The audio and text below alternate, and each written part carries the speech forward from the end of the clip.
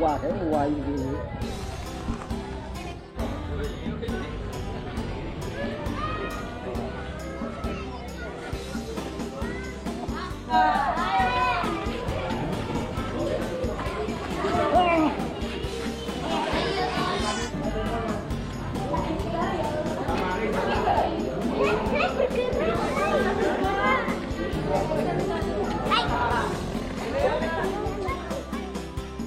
Assalamualaikum warahmatullahi wabarakatuh.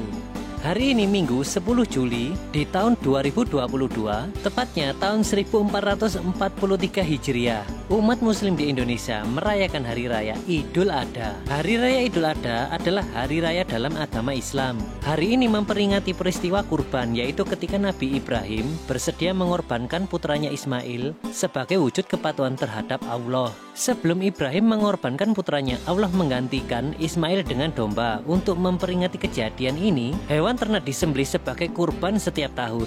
Idul Adha jatuh 70 hari setelah Idul Fitri. Hari ini juga beserta hari-hari tasyrik, merupakan hari yang diharamkan untuk berpuasa bagi umat Islam. Pada hari Idul Adha, umat Islam berkumpul pada pagi hari dan melakukan salat Id bersama-sama di tanah lapang atau di masjid. Setelah salat, penyembelihan hewan kurban dilaksanakan. Sepertiga daging hewan dikonsumsi oleh keluarga yang berkurban, sementara sisanya disedekahkan atau dibagikan kepada orang lain. Terkadang Idul Adha disebut pula sebagai Idul Kurban atau Lebaran Haji. Salah satu ujian utama dalam hidup Nabi Ibrahim adalah menerima perintah Allah untuk mengorbankan putra kesayangannya. Perintah ini diterima Nabi Ibrahim melalui mimpi yang terus berulang. Nabi Ibrahim tahu ini adalah perintah dari Allah dan dia memberitahu putranya seperti yang dinyatakan dalam Al-Quran. Selama masa persiapan, setan menggoda Ibrahim dan keluarganya dengan mencoba menghalangi mereka untuk melaksanakan perintah Allah. Ibrahim kemudian mengusir setan dengan melemparkan kerikil ke arahnya untuk memperingati penolakan mereka terhadap setan. Batu-batu dilemparkan dalam lontar jumroh dalam ibadah haji. Idul Adha dilaksanakan ketika ibadah haji sedang berlangsung. Pilar dan inti dari ibadah haji adalah wukuf di Arafah. Sedangkan hari pelaksanaan wukuf dikenal sebagai hari Arafah, yang dimulai pada tanggal 9 Zulhijjah hingga terbit fajar pada tanggal 10 Zulhijjah. Idul Adha dinamakan Hari Raya Haji atau Hari Raya Kurban. Hal ini dikarenakan hari raya ini merupakan hari raya yang menekankan pada arti berkorban. Arti kurban ialah memberikan sesuatu untuk menunjukkan kecintanya kepada orang lain, meskipun harus menderita.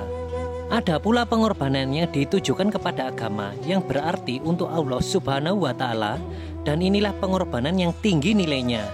Menurut Kiai Hasan Naufal, masalah pengorbanan dalam lembaran sejarah diingatkan dalam beberapa peristiwa yang menimpa Nabi Ibrahim alaihissalam beserta keluarganya, Ismail alaihissalam dan Siti Hajar. Ketika beliau ini membuat sejarah besar yang tidak ada bandingannya, yakni ketika Nabi Ibrahim alaihissalam diperintahkan oleh Allah Subhanahu wa Ta'ala untuk menempatkan istrinya Siti Hajar bersama Nabi Ismail alaihissalam putranya yang saat itu masih menyusu. Mereka ditempatkan di suatu lembah yang tandus gersang dan tidak tumbuh sebatang pohon pun. Lembah itu demikian sunyi dan sepi, tidak ada penghuni seorang pun. Dikatakan Nabi Ibrahim alaihissalam sendiri tidak tahu apa maksud sebenarnya dari wahyu Allah Subhanahu wa Ta'ala yang menyuruh menempatkan istri dan putranya yang masih bayi itu. Ditempatkan di suatu tempat paling asing di sebelah utara kurang lebih 1600 km dari negaranya sendiri, Palestina. Tapi baik Nabi Ibrahim alaihissalam maupun istrinya Siti Hajar menerima perintah itu dengan ikhlas dan penuh tawakal. Dalam kitab Miskyatul Anwar disebutkan bahwa konon Nabi Ibrahim alaihissalam memiliki kekayaan 1000 ekor domba, 300 ekor lembu, dan 100 ekor unta.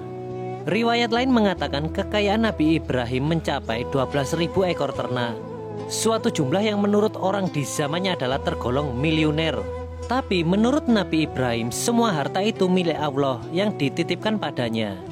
Jika Allah menghendaki, maka akan diserahkan. Bahkan jangankan cuma ternaknya, bila Allah menghendaki anak kesayangannya Ismail pun, dia mengaku akan menyerahkannya. Lebih lanjut, Kiai Hasan Naufal menerangkan pengorbanan Nabi Ibrahim alaihissalam yang paling besar dalam sejarah umat-umat manusia itu membuat Nabi Ibrahim menjadi seorang nabi dan rasul yang besar dan mempunyai arti besar.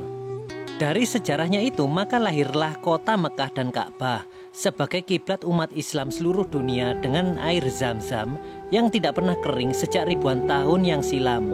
Sekalipun tiap harinya dikuras berjuta liter sebagai tonggak jasa seorang wanita yang paling sabar dan tabah, Siti Hajar dan putranya Nabi Ismail alaihissalam. Seperti itulah hikmah yang dapat diambil dari pelaksanaan sholat Idul Adha, bahwa hakikat manusia adalah sama. Yang membedakan hanyalah takwanya.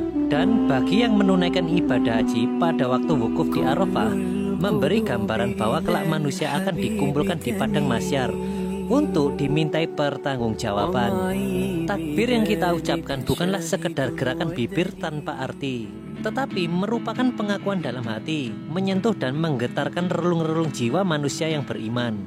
Allahu Akbar, Allahu Akbar, Allah Maha Besar, Allah Maha Agung. Tiada yang patut disembah kecuali Allah Subhanahu wa Ta'ala. Astagfirullah minal khotoya, astagfirullah.